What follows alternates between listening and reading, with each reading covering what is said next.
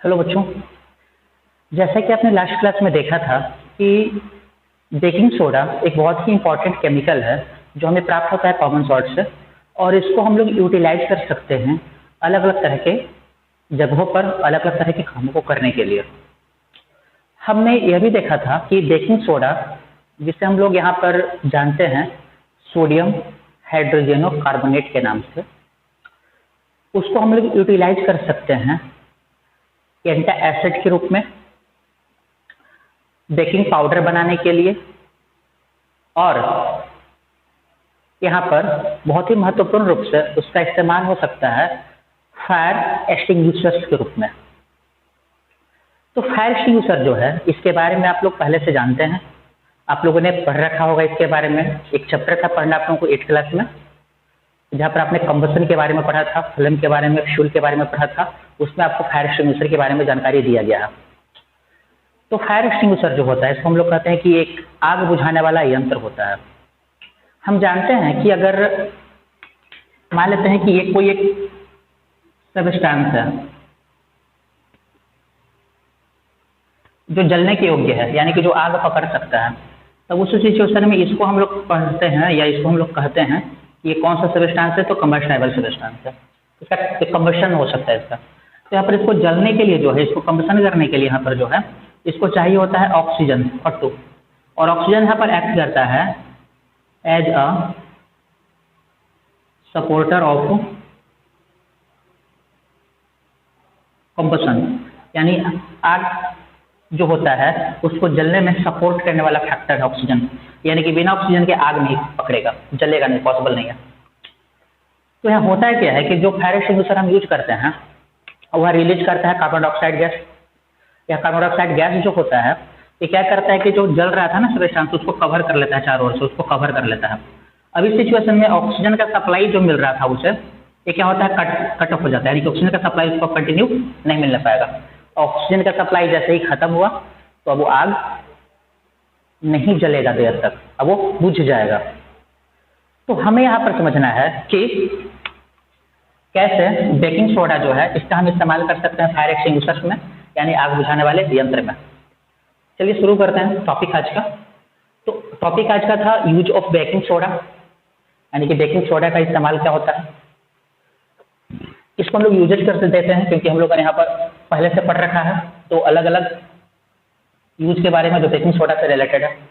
तो usage of baking soda, जिसे हम लोग जानते हैं NaHCO3, इसका केमिकल फॉर्मूला हुआ, या सोडियम बाइकार्बोनेट इसको हम लोग कहते हैं।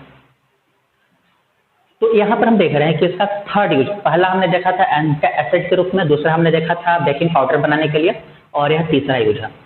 It is used in fire extinguisher, इसका यूज होता है कहाँ पर, आग बुझाने वाले यंत्रों में।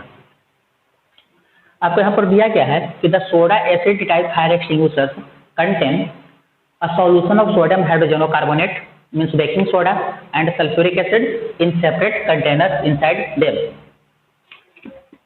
सोडा एसिड टाइप का जो फायर एक्सटिंग्विशर होता है, इसमें शामिल होता है एक सॉल्यूशन, किसका, सोडियम हाइड्रोजनो कार्बोनेट का, यानी कि बेकिंग सोडा का, और सल्फ्यूरिक एसिड का।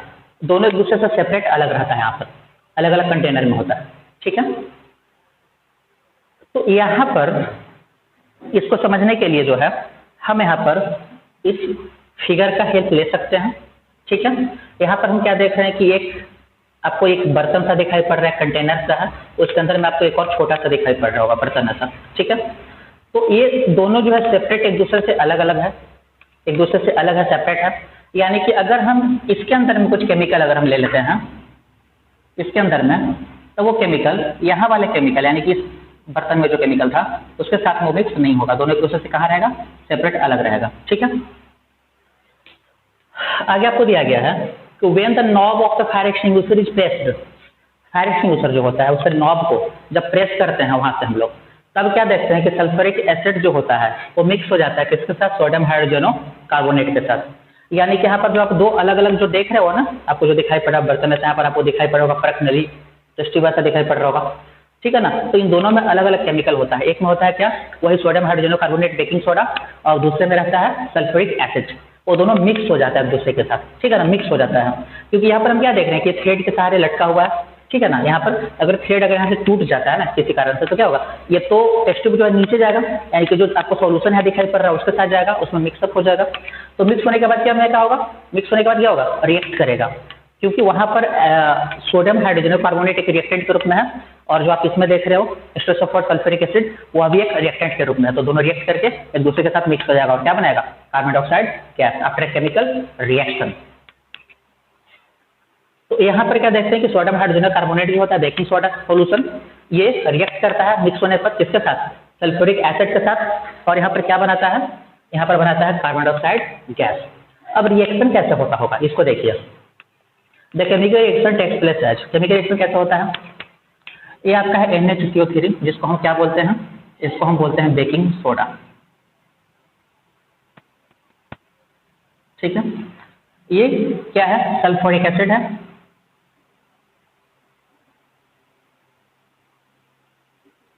एसिड है। अब देख रहे हैं कि जब यहाँ पर रिएक्शन दोनों के बीच में होगा तब यहाँ पर हम क्या देख रहे हैं कि प्रोड्यूस हो रहा है सोडियम सल्फेट, ठीक है, वो तो खैर बना, लेकिन आपको जो चाहिए था आग बुझाने के लिए क्या, कार्बन डाइऑक्साइड गैस, वो अभी यहाँ पर प्रोड्यूस हो रहा है और बहुत ही ज़्यादा मात्रा में बन रहा है CO2। यहाँ पर मैंने इसको बैलेंस कर रखा है कि इस रिएक्शन को, तो यहाँ पर CO2 बन रहा है, बहुत ही ज़्यादा मात्रा में बन रहा है। अब यहाँ पर जो CO2 प्रोड्यूस हो रहा है वो CO2 क्या करेगा, आपको बुझा देगा, क्योंकि जहाँ कार्बन डाइऑक्साइड एक्ट करता है as a supporter of combustion के रूप में, यानी कि वो आग को क्या करता है, सपोर्ट करता है, जलने में वो मदद करता है, दहन में। वहीं दूसरी ओर कार्बन डाइऑक्साइड क्या काम करता है, अनसपोर्टर, यानी कि क्या है, सीधा उल्टा है ऑक्सीजन का, यानी कि सपोर्ट नहीं करेगा जलने को, यानी कि जलने का प्रोसेस को क्या करेगा, रोकना चाहेगा, उसको रोकेगा, ठीक है ना, उसको आगे जाने नहीं देना चाहेगा, चाहे कि रोक दे, जलने न दे, क्योंकि क्या करेगा, ऑक्सीजन की सप्लाई को कट कर देगा, है ना, ऑक्सीजन का सप्लाई हो ही नहीं पाएगा। तो इस प्रकार से यहाँ पर हम देखते हैं कि बहुत सारा कार्बन डाइऑक्साइड गैस बनता है और आग बुझ जाता है। तो हम क्या देख रहे हैं कि बेकिंग सोडा का यूज हो रहा था, कहाँ हो रहा था, फायर एक्सटिंग्विशर के रूप में। तो ये आग बुझाने के लिए यूज, मतलब कि प्रोड्यूस हो रहा है कार्बन डाइऑक्साइड गैस फायर को एक्सटिंग्विश करने के लिए, ठीक है ना। और यहाँ पर इसको प्रोड्यूस करने में कौन हेल्प कर रहा है, तो बेकिंग सोडा। तो यही आपको यहाँ पर दिया गया था समझने के लिए। अब थोड़ा सा हम लोग जो डायग्राम है, फिगर जो थोड़ा सा उसको हम लोग समझ लेंगे। यहाँ पर जो दिया गया है,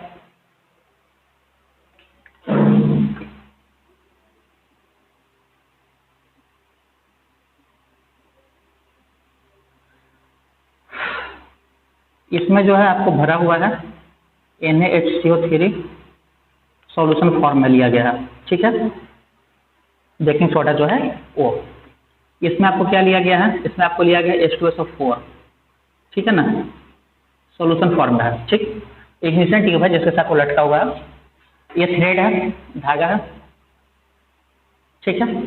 यहाँ पर देख रहे हो ये नोजल है, जब कार्बन डाइऑक्साइड गैस प्रोड्यूस होगा ना तो रिलीज होगा उसी के थ्रू, क्योंकि जब यहाँ पर रिएक्शन होगा ना तो CO2 बन करके ये इस तरह से जो है इस तरह से उठेगा और रिलीज होगा, नोजल से होकर के वहाँ पर बाहर की ओर रिलीज होगा। इसके बाद यहाँ पर हम क्या देखेंगे कि कुछ और चीजें हैं, जैसे कि क्या क्या है,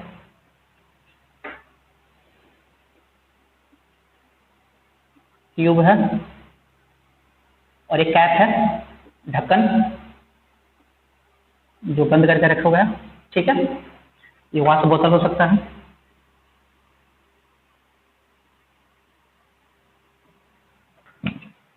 ठीक है। तो इस प्रकार से हमने देखा कि हमें एक यहाँ पर सिस्टम मिल गया जिसमें हमने अलग अलग ले रखा है H2SO4 और सोडियम हाइड्रोजन कार्बोनेट को। अब जैसे ही यहाँ से हम क्या आपको दिया हुआ था कि when the knob of the fire extinguisher is pressed, जब नॉब को वहाँ पर प्रेस करते हैं, ठीक है ना, या मान लेते हैं कि वहाँ पर हम इसको इन्वर्टेड करते हैं, उल्टा करते हैं इसको, तब क्या होगा उस सिचुएशन में, ये दोनों जो केमिकल है ना, एक H2SO4 और दूसरा NaCO3 सॉल्यूशन जो है फॉर्म, दोनों आपस में मिक्स हो जाएगा और वही तो मिक्स होने के बाद रिएक्ट होकर कार्बन डाइऑक्साइड गैस बना रहा था, यानी किस प्रकार से CO2 गैस प्रोड्यूस होगा। तो बहुत ही सिंपल सा एक सिस्टम है जिसके द्वारा CO2 गैस प्रोड्यूस होता है और प्रोड्यूस होने के बाद में वो आपको बुझाने में एबल हो जाता है, सक्षम हो जाता है, ठीक है। यहाँ पर हम लिख सकते हैं थोड़ा सा इसको और बढ़ा करके,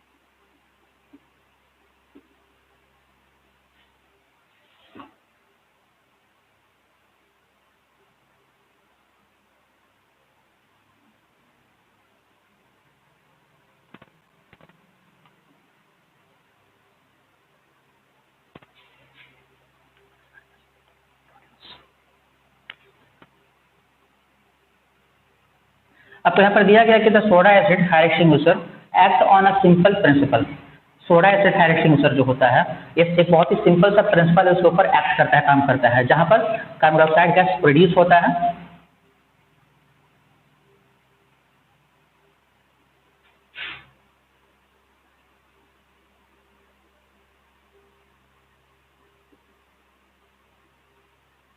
किसके रिएक्शन से? सोडा और एसिड के रिएक्शन से। ठीक है, यानी कि यहाँ पर सोडा और एसिड आप आपस में रिएक्ट करेगा और रिएक्ट कर करके अच्छा खासा मात्रा में जो है कार्बन डाइऑक्साइड गैस को प्रोड्यूस करेगा, यहाँ पर उसका निर्माण करेगा। अब यहाँ पर अगर आप चाहते हो सोडा एसिड फायर एक्सटिंग्विशर को आप बनाना चाहते हो खुद से, तब इसके लिए आपको क्या करना है, जो आप यहाँ पर फिगर जो देख रहे हो ना, आपको इसी प्रकार से आप बना सकते हैं, अपने आप से खुद से बना सकते हैं। इसके लिए आप एक वाश बोतल ले लीजिए। ठीक है, वाश बोतल तो समझ गए होंगे, बिल्कुल समझ गए होंगे। एक आप वाश बोतल ले लीजिए। वाश बोतल जो है लेने के बाद में आप क्या कीजिए कि उसमें आप 20 ml के करीब जो है सोडियम हाइड्रोजनो कार्बोनेट का सॉल्यूशन ले लीजिए। यानी कि आप यहाँ पर जो वाश बोतल ले रहे हैं ना, इसमें आप 20 ml के आसपास जो है सोडियम हाइड्रोजनो कार्बोनेट का सॉल्यूशन ले लीजिए। ठीक है, लेने के बाद आपको क्या करना है, आपको उसके बाद यह करना है कि उसमें आपको एक इग्निशन ट्यूब को लटकाना है। ठीक है ना, आपको क्या करना है, यहाँ पर थ्रेड की मदद से आपको उसमें एक इग्निशन ट्यूब को लटकाना है। इग्निशन ट्यूब में रहेगा H2SO4 यानी कि सल्फ्यूरिक एसिड रहेगा उसमें। इसके बाद क्या करना है, आपको थ्रेड को बाहर ला करके इसको कैप को बंद कर देना है। कैप जो होगा उससे हम एक ट्यूब ले जाएंगे। ठीक है ना, एक ट्यूब होगा वो कैप के थ्रू बाहर की ओर निकला हुआ रहेगा और ये जो वहाँ से देख रहे हैं नोजल के रूप में आता रहेगा। आप यहाँ पर इसको बंद कर सकते हैं सेलो टेप से या फिर किसी और प्रकार का जो होता है गम वगैरह से, उसको आप बंद कर सकते हैं बेहतर तरीके से। आप वहाँ पर चिपका सकते हैं उसको, ताकि उससे लीकेज ना हो किसी तरह का। अब आपको क्या करना है, इसके बाद आपको कुछ नहीं करना है। आपको सिंपली यहाँ पर जो है बस ये करना है ना कि दोनों जो है केमिकल, दोनों केमिकल का मतलब कौन कौन हुआ, दोनों केमिकल का मतलब यहाँ पर हुआ कि उसमें से एक होगा, उसमें एक जो होगा वो कौन होगा, H2SO4, और दूसरा कौन होगा, NHCO3। ठीक है, वो दोनों केमिकल जो है वो एक दूसरे के साथ मिक्स होना चाहिए। ठीक है, तो मिक्स होने के लिए आप क्या करोगे, आप वहाँ पर क्या करोगे कि अगर इस वाटर बोतल को इन्वर्टेड किया जाता है, ठीक है, या यहाँ से अगर मान लेते हैं कि जो कैप जो लगा हुआ था, जहाँ से धागा बंधा हुआ था, अगर यहाँ से ये धागा जो है अगर ये मान लेते हैं ब्रेक कर जाता है, ठीक है, तो ब्रेक करने में तो आपको थोड़ा सा वहाँ पे लगाना पड़ेगा दिमाग को, ब्रेक छोड़ दीजिए। आप यहाँ पर अगर इस बोतल को इन्वर्टेड करेंगे ना थोड़ा सा इसको अगर आप, तब क्या होगा उस सिचुएशन में ये जो इसमें केमिकल जो भरा होता है वो बाहर आ जाएगा, और बाहर अगर किसके साथ मिलेगा, यहाँ पर जो लिया गया एक और केमिकल जैसा क्या नाम है, सोडियम हाइड्रोजनो कार्बोनेट यानी कि बेकिंग सोडा, उसके साथ आएगा और फिर वही चीज जो अभी आपने सुना था पहले, दोनों आपस में क्या करेगा, रिएक्ट करेगा, और रिएक्ट करने के बाद में क्या होगा, रिएक्ट करने के बाद में यहाँ पर कार्बन डाइऑक्साइड गैस का फॉर्मेशन होगा और वो CO2 क्या करेगा, आग को बुझाने में हेल्प करेगा। इस प्रकार से soda acid fire extinguisher work करता है, काम करता है, यानी कि आग को बुझाने में एबल हो जाता है, वो आग को बुझा सकता है बेहतर तरीके से। तो ये था स्टोरी बेकिंग सोडा का, जहाँ पर आपने लास्ट वीडियो और आज का जो वीडियो है इसमें आपने देखा कि बेकिंग सोडा क्या होता है, उसको हम कैसे प्रिपेयर कर सकते हैं। बेकिंग सोडा का प्रॉपर्टी क्या होता है, फिजिकल केमिकल दोनों मिला करके बेकिंग सोडा को हम लोग यूज कहाँ से कर पाएंगे, किस तरह से, और यूज से रिलेटेड जो सबसे महत्वपूर्ण इसमें एक था पढ़ने के लिए आपको कि फायर एक्सटिंग्विशर के रूप में उसको हम कैसे यूज कर सकते हैं, फायर एक्सटिंग्विशर बनाने में उसको कैसे यूज कर सकते हैं, उससे रिलेटेड आपका टॉपिक आज खत्म हुआ। तो इसके बाद अब हम लोग आगे पढ़ेंगे कुछ और प्रोडक्ट्स के बारे में जो हमें प्राप्त होता है। ये प्रोडक्ट कहाँ से प्राप्त होता है, ये जो प्रोडक्ट है वो भी हमें प्राप्त होता है यहाँ पर कॉमन सॉल्ट से, कुछ तो सीधे हमें मिल जाता है, कुछ बाई प्रोडक्ट के रूप में भी मिलता है। तो एक और बहुत ही इंपॉर्टेंट है जिसको हम लोग जानते हैं ब्लीचिंग पाउडर के नाम से, कि ब्लीचिंग पाउडर जो है ये किस तरह से तैयार होता है, ब्लीचिंग पाउडर का प्रॉपर्टी क्या होता है या उसका कैरेक्टरिस्टिक्स क्या है, ब्लीचिंग पाउडर को हम लोग कैसे यूज कर पाएंगे, इन सारे सवालों का जवाब नेक्स्ट वीडियो में देखेंगे आप लोग। तब तक आप लोग बेकिंग सोडा से रिलेटेड जो भी चीज़ें उसको आप रिवाइज कर लें, उसको एक बार बेहतर तरीके से समझ लें, और जहाँ कहीं भी दिक्कत हो उसके लिए वीडियो का या फिर बुक में आपको जो दिया गया उसका सहारा ले सकते हैं, उसको समझ सकते हैं। तो आज का वीडियो जो था वो सिर्फ एक टॉपिक जो था आपका कि बेकिंग सोडा जो है उसका यूज फायर एक्सटिंग्विशर में कैसे करेंगे उसी पर आधारित था। इसके बाद नेक्स्ट वीडियो हम लोग ब्लीचिंग पाउडर के बारे में समझेंगे, आप लोग पढ़ेंगे उसके बारे में।